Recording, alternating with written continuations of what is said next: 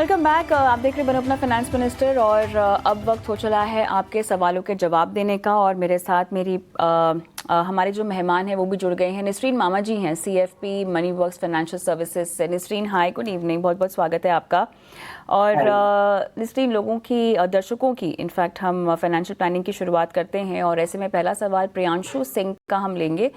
चलिए, ये सवाल व्हाट्सएप के ज़रिए इन्होंने हमें भेजा है और आई गेस नसरीन आपके पास डिटेल्स होंगे, एक बार मैं भी चेक कर लेती हूँ। 1.5 साल से इन्वेस्ट कर रहे हैं, करंट वैल्यू इन्होंने दे रखी है अपने पोर्टफोलियो की। फंड्स के नाम हैं, उनमें 9 फंड्स हैं इनके पास।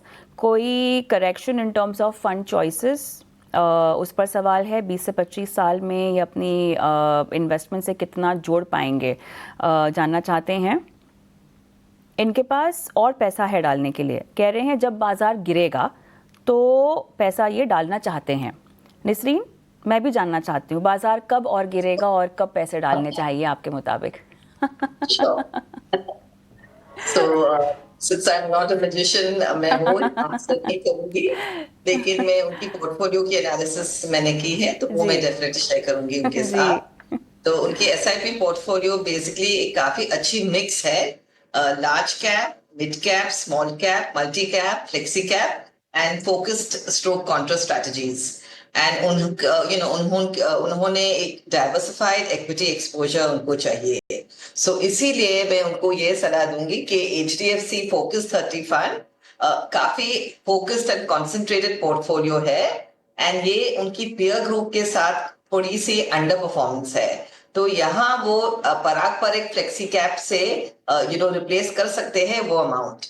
SBI कॉन्ट्रा फंड जो है वो काफी कॉन्ट्रेरियन है एंड ये भी मार्केट नॉर्मल मार्केट से काफी अंडर परफॉर्म कर रही है। सो इसके लिए ऑल्सो ये परफॉर्मेंस काफी सिक्लिकल है। सो उनको ये स्ट्रैटेजी जो कॉन्ट्रा स्ट्रैटेजी है, कॉन्ट्रेरियन स्ट्रैटेजी है, उनको समझ पड़े तो इट इज ओके, बिकॉज काफी टाइम फ्रेम्स में ये अंडर परफॉर्मेंस बता सकती है ये particular fund SBI Contra.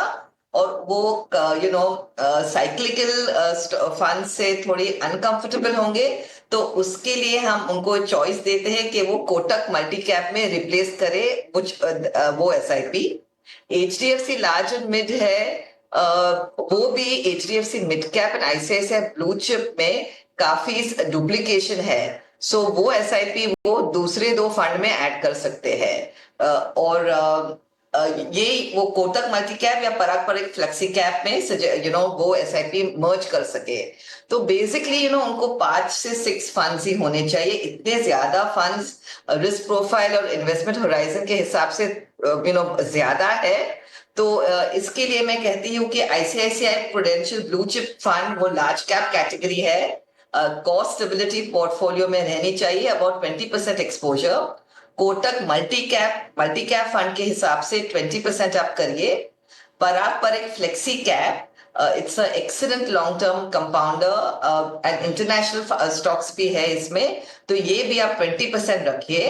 HDFC mid cap opportunities 15% आपकी पोर्टफोलियो में होनी चाहिए। कोटक इमर्जिंग इक्विटी 15% होनी चाहिए।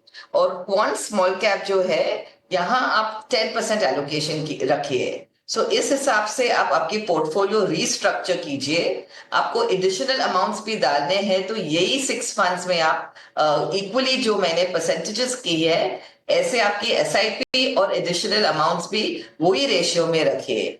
आपकी फ्यूचर वैल्यू हो सकती है 20 साल के बाद 12% कंपाउंडिंग में हम कैलकुलेट करें तो अबाउट 2.7 करोड़। तो ऑल द बेस्ट एंड जो मैंने कहा है 6 फंड्स ही आप इसी फंड्स में आपकी एलोकेशंस रखिए। पर आपकी सिलेक्शंस काफी अच्छी है, तो मैंने ऑलरेडी मेरी राय बता दी है। तो ऑल द वेरी बेस्ट। चलिए, पूरा बाजार खरीदने की ज़रूरत नहीं है, इतने सारे फंड्स रखने की ज़रूरत नहीं है। आपका मुनाफा नहीं बढ़ेगा बल्कि ओवर डिवर्सिफिकेशन हो जाएगा। आगे बढ़ते हैं। शांतिलाल सेठिया जी फोन लाइन पर मेरे साथ हैं। सेठिया जी नमस्कार, कहाँ से बोल रहे हैं सर? नमस्कार, सूरत से बोलता हूँ, सूरत से। ओके, आपने HDFC large and mid cap रखा है पोर्टफोलियो में। निप्पॉन इंडिया का कौन सा फंड है? Nippon India growth. Okay. Kotak emerging equity Motilal Oswal का मिड कैप है, निपॉन का मल्टी कैप भी है, टाटा का डिजिटल भी है। पिछले 3 साल से आप कब से निवेश कर रहे हैं? पिछले 3 साल से ना? हाँ ठीक है, 10 साल में 10 करोड़। निवेश क्या बढ़ाएंगे आप? इन्वेस्टमेंट बढ़ाएंगे? इन्वेस्टमेंट मैं कंटिन्यू करता रहूंगा, बढ़ाता रहूंगा। बढ़ाते रहेंगे ना? कुछ लमसम इन्वेस्टमेंट भी करना चाहते हैं क्या? लमसम नहीं करना है, only for SIP. Okay, perfect. Nasreen, कितना इनको इन्वेस्ट करना होगा ideally for 10 CR in 10 years? More than a lakh almost? Yes definitely. उनकी जो अमाउंट है अबाउट 1.5 लाख शॉर्ट है वो एसआईपी में। जो भी हम कैलकुलेट करें approximately 12% compounded annualise growth rate में, तो 1.5 लाख उनकी एसआईपी कम है। लेकिन मैं उनको कुछ सलाह दे सकती हूँ जो फंड्स के बारे में उन्होंने पूछा है। सो HDFC large and mid cap है, उनकी एसआईपी 20,000। ये आप मेरे asset emerging asset blue chip या क्वांट लार्ज एंड मिड में आप रिप्लेस कर दीजिए। Nippon India small cap of 20,000 rupees, it's a good fund, but आपकी जो एलोकेशन है 23% है, वो आप अबाउट 15% एलोकेशन रख सकते हो निपॉन इंडिया स्मॉल कैप में। कोटक इमर्जिंग इक्विटी फंड है जो आप 15,000 रख रहे हैं, वो एब्सोल्युटली परफेक्ट है, वो आप कंटिन्यू कीजिए। Motilal Oswal mid cap fund है 15,000 रुपीज, उसमें आप एग्जिट कीजिए और पीजीएम मिड कैप अपॉर्चुनिटीज में आप इंस्टेड इन्वेस्ट कीजिए। निपॉन इंडिया मल्टी कैप है, 7,000 रुपीज आप इन्वेस्ट कर रहे हैं, ये एवरेज परफॉर्मर है उसकी कैटेगरी में। उसके बदले में आप कोटक मल्टी कैप सिलेक्ट कर सकते हो या 361 फ्लेक्सी कैप, दोनों ऑल्टरनेटिव्स आपको सूट करेंगी। टाटा डिजिटल इंडिया फंड में आप सेक्टोरल टेक फंड है, आप वहां 10,000 रुपीज इन्वेस्ट कर रहे हो, तो ये काफी वॉलेटाइल एंड थीमेटिक फंड है एंड लॉन्ग टर्म इन्वेस्टमेंट के लिए हाईली सूटेबल नहीं है। इसके लिए हम आपको थोड़ी एडजस्ट करें आपकी एसआईपीज और आपके फंड्स। पराग पर एक फ्लेक्सी कैप में आप 20,000 रुपीज कंटिन्यू कीजिए। मेरे एसेट इमर्जिंग ब्लू चिप में लार्ज एंड मिड कैटेगरी है, वहां भी 20,000 रुपीज इन्वेस्ट कीजिए, ये HDFC फंड से बेटर ऑल्टरनेटिव है।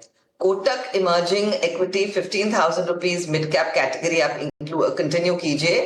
PGM mid cap opportunities 10,000 rupees for mid cap category, ये हाई अल्फा पोटेंशियल है इस फंड में।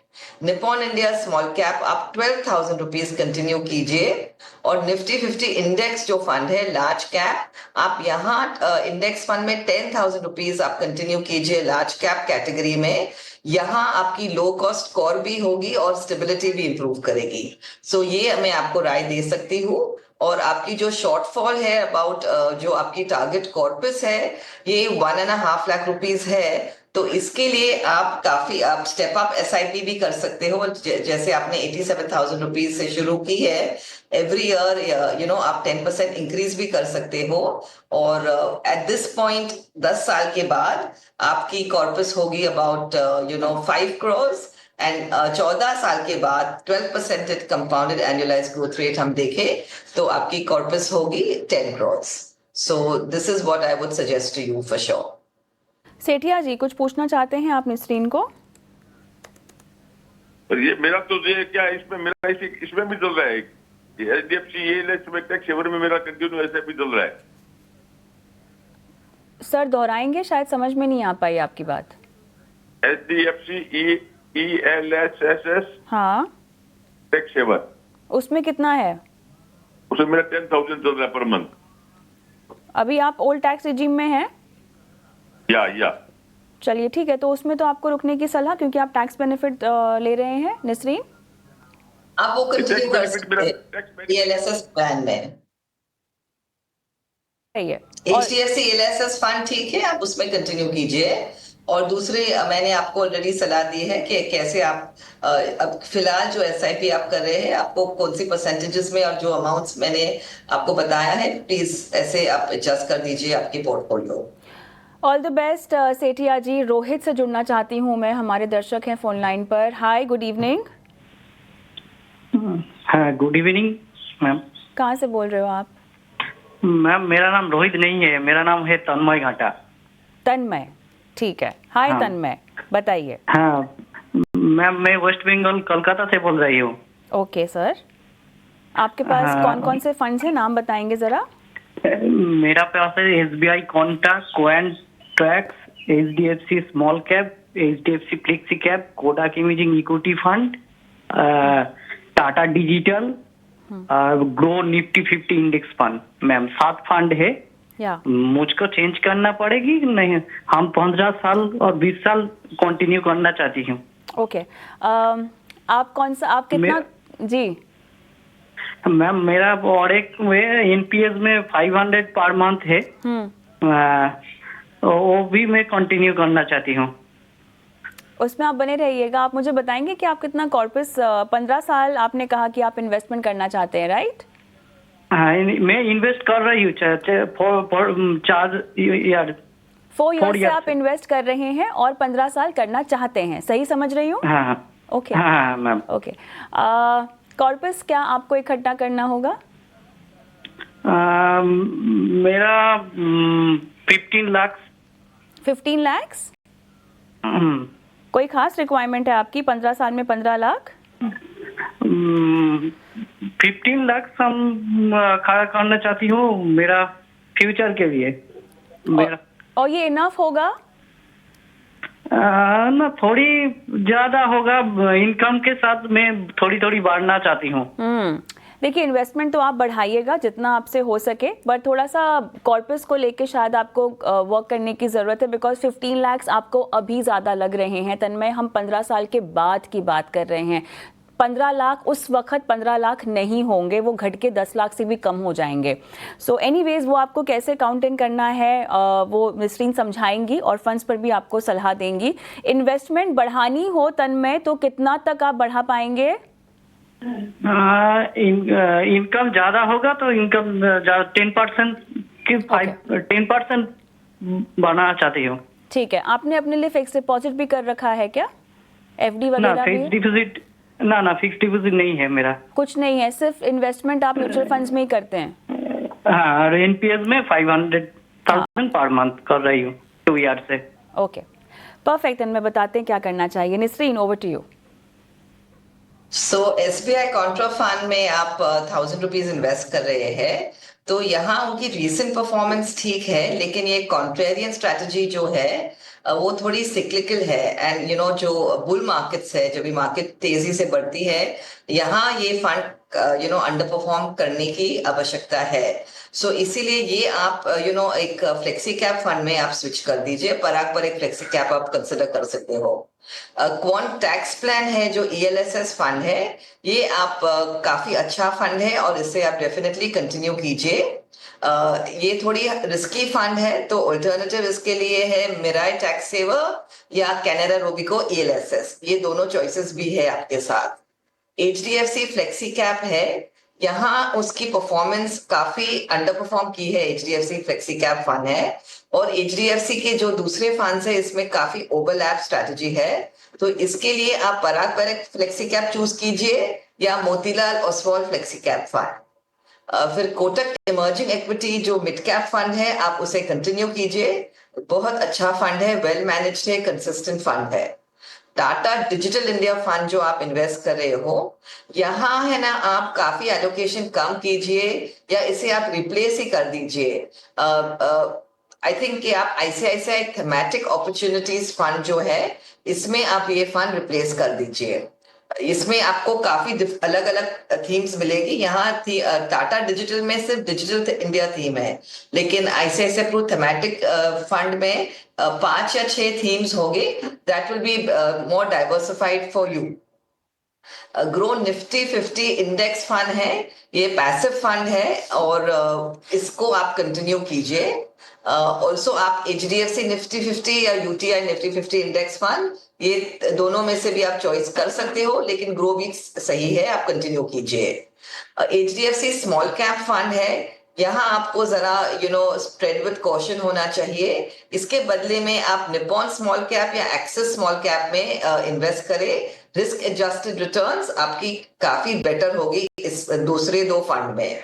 एनपीएस आप कर रहे हो 500 रुपीज, ये बहुत अच्छी ऑल्टरनेटिव है लॉन्ग टर्म रिटायरमेंट सेविंग की। आपको टैक्स बेनिफिट भी मिलता है और ये आपकी उम्र के हिसाब से आप active life cycle fund choose कीजिए और ऑल्टरनेटिव अग्रेसिव इक्विटी। सो आपकी टेन्योर लॉन्गर होंगी तो आप एक्टिव लाइफ साइकिल फंड या अग्रेसिव इक्विटी एलोकेशन वो आप चूज कीजिए एंड इसमें आपको long term tax advantage retirement key benefits मिलेगी एंड डेफिनेटली आप कंटिन्यू कीजिए। आपकी फ्यूचर वैल्यू होगी, आप इसी तरह से आप इन्वेस्ट करेंगे अबाउट 4,000 रुपीज, तो आपकी फ्यूचर वैल्यू होंगी 15 साल के बाद अबाउट 20 लाख रुपया। तो यहाँ आप एवरी ईयर स्टेप अप करेंगे 10%, तो 10th ईयर में आपकी एसआईपी होंगी अप्रोक्सीमेटली 10,000 रुपीज। तो आप डेफिनेटली स्टेप अप एसआईपी की चूज करें, एवरी ईयर 10% एसआईपी आप इंक्रीज करें। तो आई थिंक दैट आपको उसमें थोड़ी बेनिफिट मिलेगी, आपकी एसआईपी भी बढ़ेगी और आपकी जो इन्वेस्टमेंट कॉर्पस है 10 या 15 साल के बाद वो भी इम्प्रूव्ड होगी। All the very best. Tanmay. आगे बढ़ते हैं, ईशान दीक्षित मेरे साथ फोन लाइन पे हैं। ईशान, हाय, गुड इवनिंग। हाय मैम, मैं ईशान दीक्षित गया से बोल रहा मैम। और राइट, गया का नाम तो अब गया जी हो गया, मैंने सुना। हाँ मैम, गया जी हो गया है। चलिए, मेरे ख्याल से बहुत बढ़िया।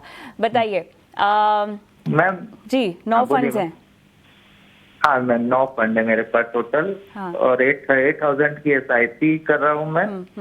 प्रीवियस 4-5 ईयर से कर रहा हूँ। पहले भी चल रही थी लेकिन कुछ वजह के चलते वो टूट गई। ये अभी कंटिन्यू चल रही है। इसका फोकस मैं 25 साल का व्यू लेके चल रहा हूँ वेरी फंडों गुड, को।